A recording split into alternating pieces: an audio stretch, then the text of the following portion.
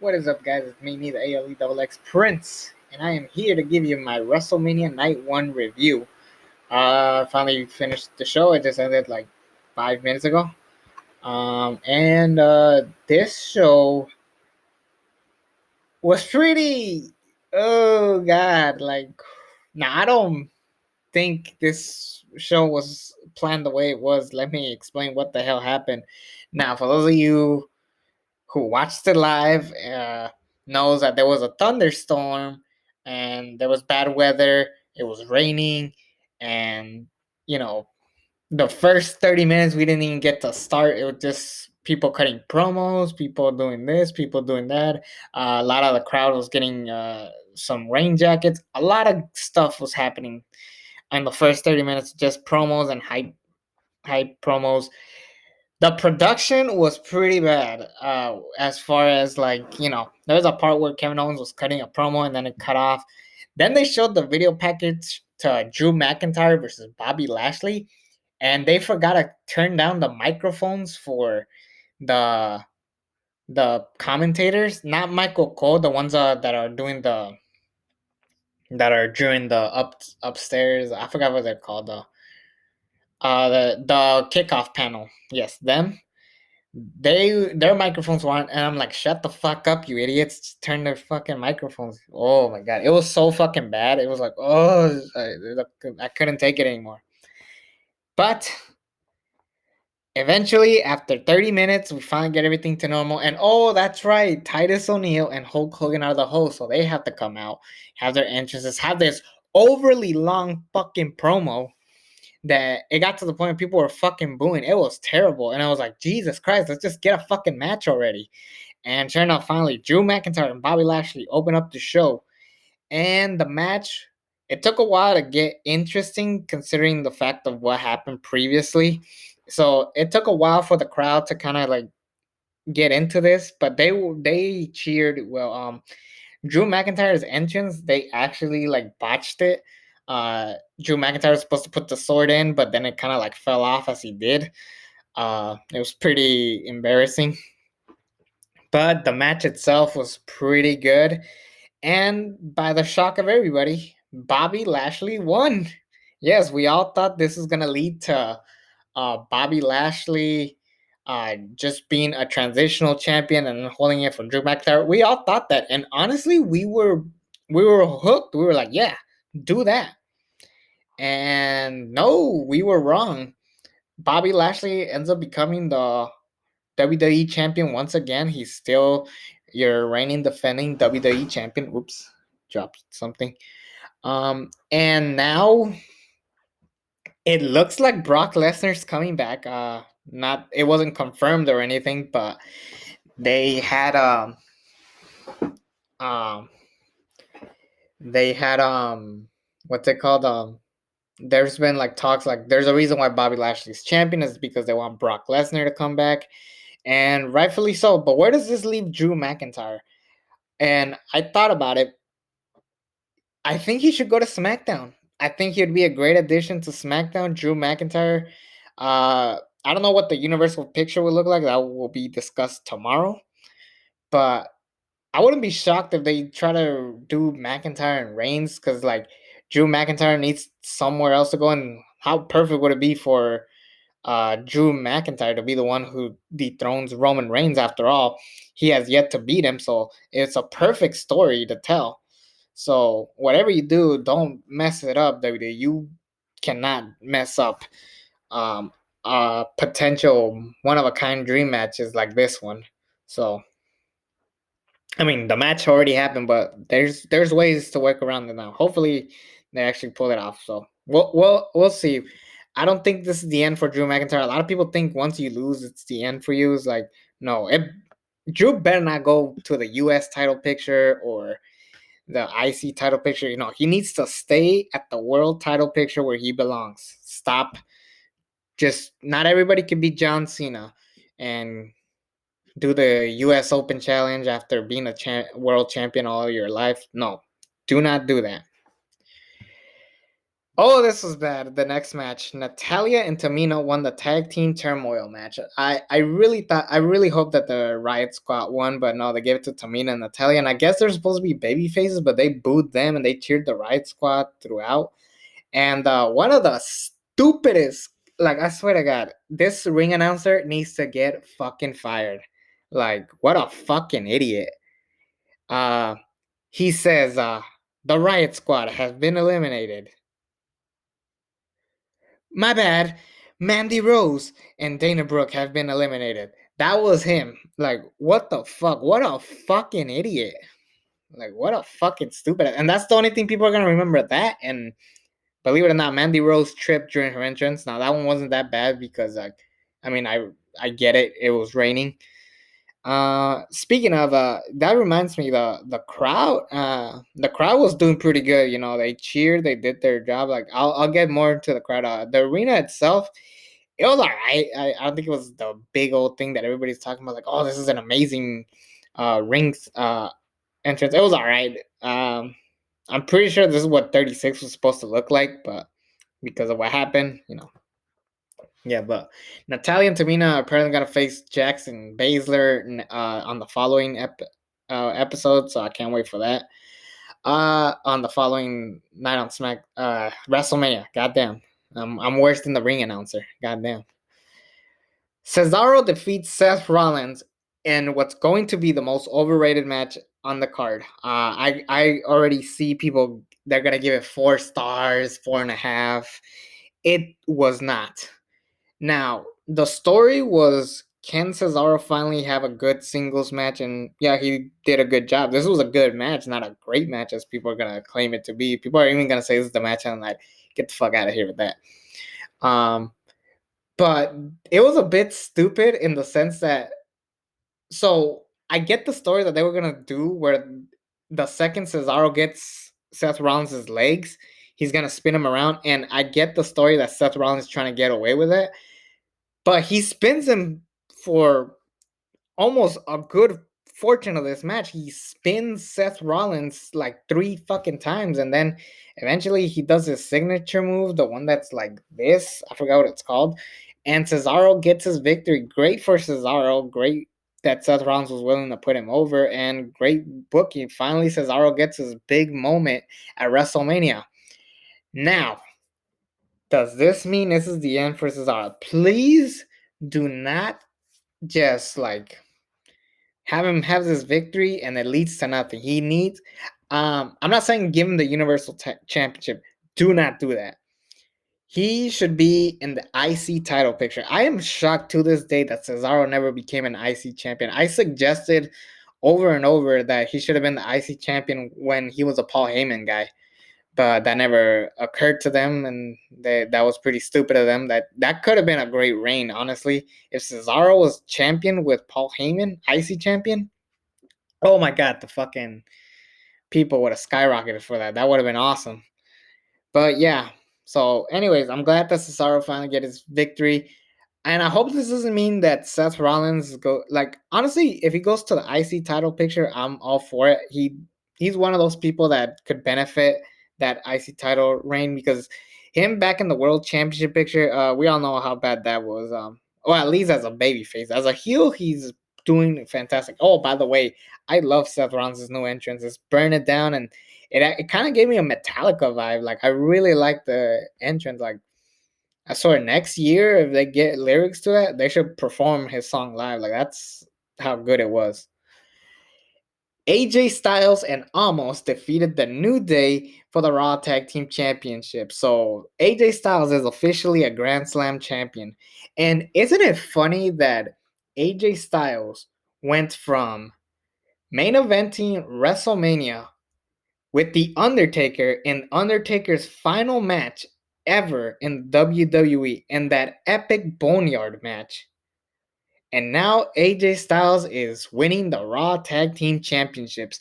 No offense, but I think the fact that you put over The Undertaker and basically was the reason why Taker decided to hang up the boots, you reward him with a tag team title run the following year. I have suggested that AJ Styles would have won the Royal Rumble and he goes on to face Finn Balor for the NXT Championship. That would have helped NXT in the long run, and it would have just changed the game. And it could have been that thing of like where does NXT go from there?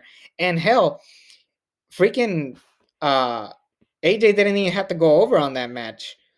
He could have just put over Finn Balor, and it would have been an amazing match. I have suggested this over and over, but I guess that's never gonna happen.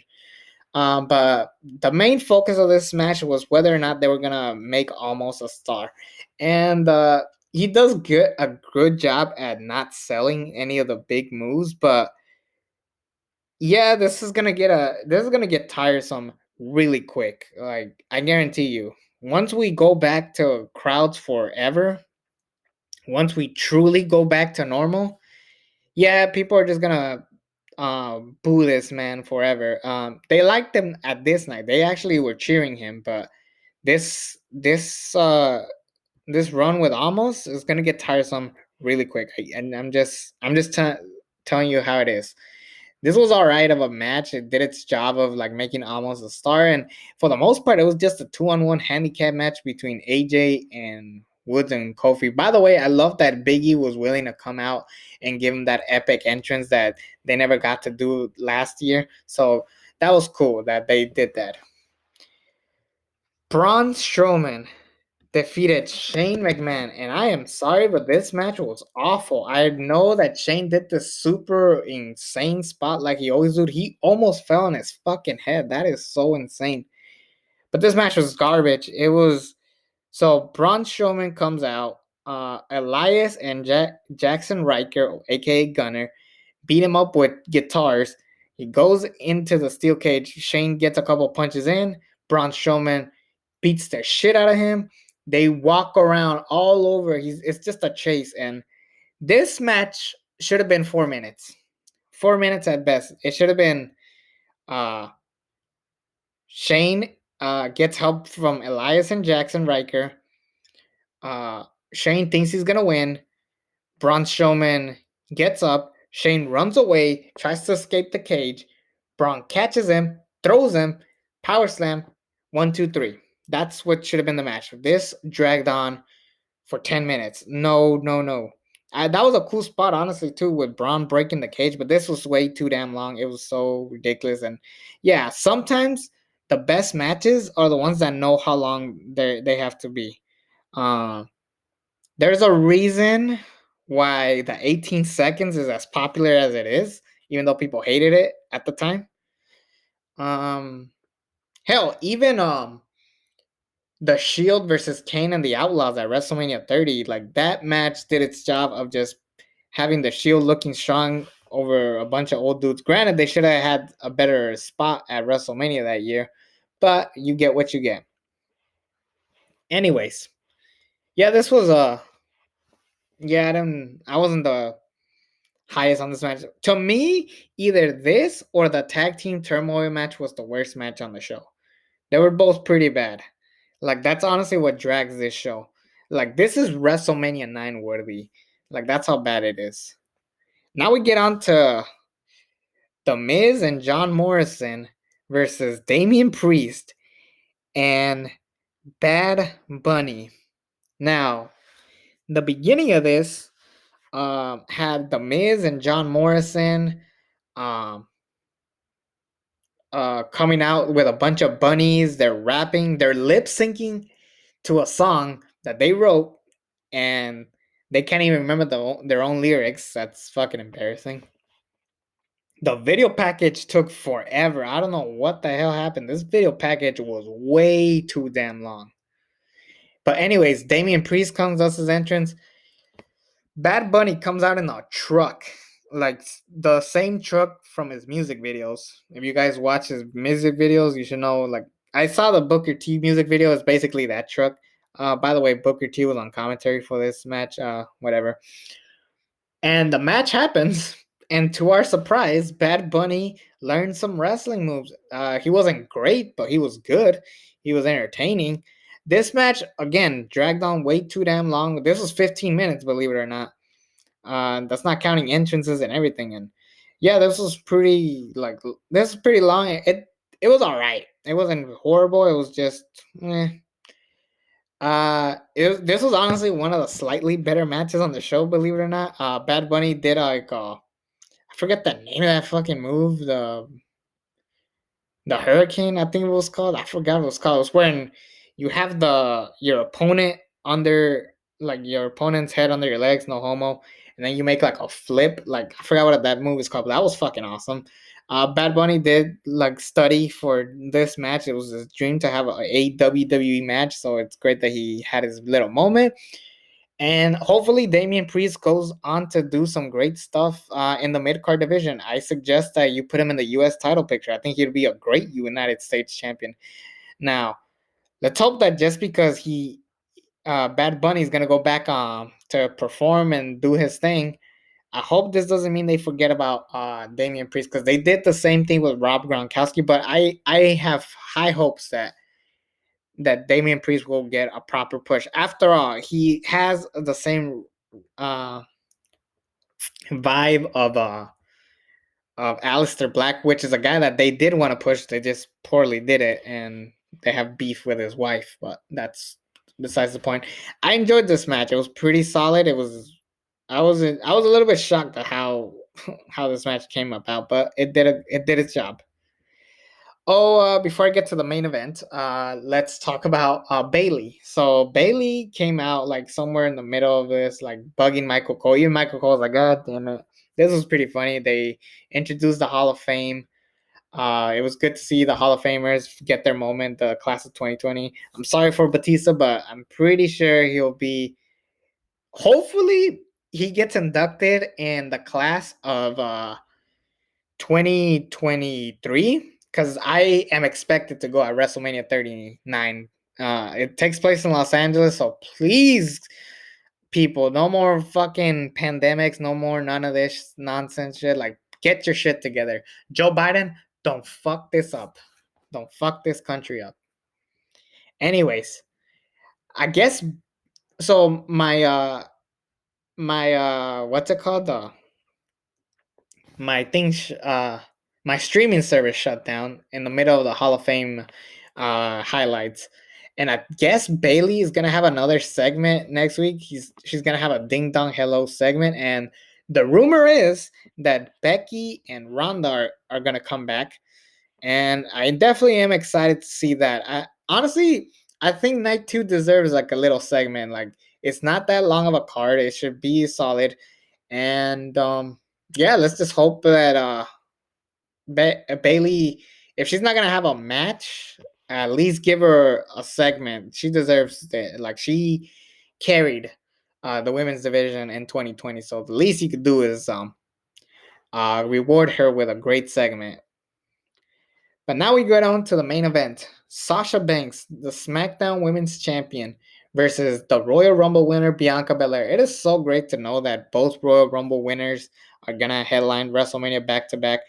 I was so worried about this match being in the main event, not because they're women or like, no, I'm not that person. It's because the story was so fucking shitty. Now, if you watch the video package, it was honestly one of the best video packages for a WrestleMania build. Uh, it was up there with Rock and Austin from 17's My Way. It was up there with Monsters, Triple H, and Bryan. It was a really good video package to hype up the main event. With that said, they do not highlight any of the bad shit involved with this match, from that stupid ass manager that's with Nia Jackson Baszler. Like, they pretend none of that shit happens.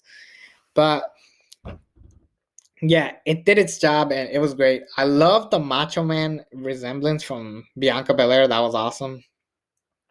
I mean, the man headlined 2 WrestleManias back to back. So it's awesome to see that Bianca Belair is gonna do this. So I can't wait to see this. Like, what kind of match we're getting. And then Sasha Banks had her entrance, and I don't know what was up with her attire. It kind of looked like Naomi from the Glow days. Like, I think she still does the Feel the Glow thing, but It kind of looked like Naomi's attire in a way. And then she had a black hair and or blue hair with like green stripes. Like it was cool that she did her hair different. It's cool. The entrance was pretty solid. How awesome would it have been if you had a bunch of Mandalorians standing right next to her? Like that would have been an amazing entrance. But they dropped the ball with that, or Sasha did at least. But anyways, the match starts, and holy shit, this was the best match of the week. I thought Cole and O'Reilly were gonna be the show stealers of the week, but no, Bianca Belair and Sasha Banks nailed it. They did a fantastic job. They did have a couple of problems. There were some spots that I could tell they botched, but it wasn't that bad.